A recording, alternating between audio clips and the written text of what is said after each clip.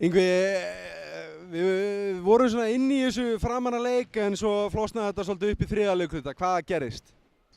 Ég ætla bara að byrja á því að nota tækifærið og óska mínu fyrra félagi bara til hamingju með veturinn og árangurinn og við samgleðumst þeim að sjálfsögðu. Hvað gerðist? Ég meina, ef ekki bara, þú veist, við komum með gott gameplan inn í þetta og þú veist, þetta var alveg í járnum. Svo er það sem gerist oft í leikjum er það að þeir náðu rönni og við þurftum að fara að breyta vörn og annað og vorum ekki slútað í sókninni eins og við kannski hefðum þurft að gera.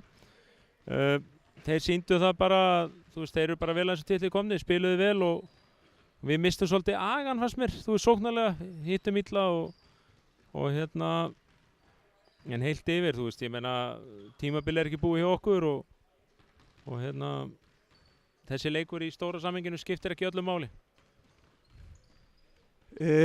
Nú eru það Blikar í útsláttarkeppninni og við byrjum það á útivelli. Þú er svona í að því að skiptir ekki öllu máli hvort þú erum útivelli eða heimavelli, þannig að það kannski skiptir ekki öllu máli. En hvernig er mannskapurinn? Leikurinn er 16. stutt í hann. Erum við að fara að sjá Hinrik, erum við að fara að sjá Nemanja með liðinu? Já, þetta er margar spurningar maður. Fyrsta lagi þá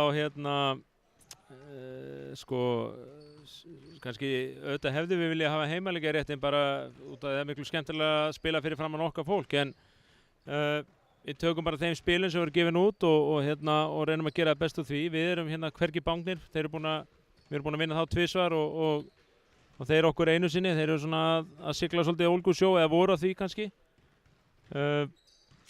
Þjálfara skipti og eitthvað en kannski eru að ná áttum. Fyrir okkur, svo ég svari spurningum við Nemanja,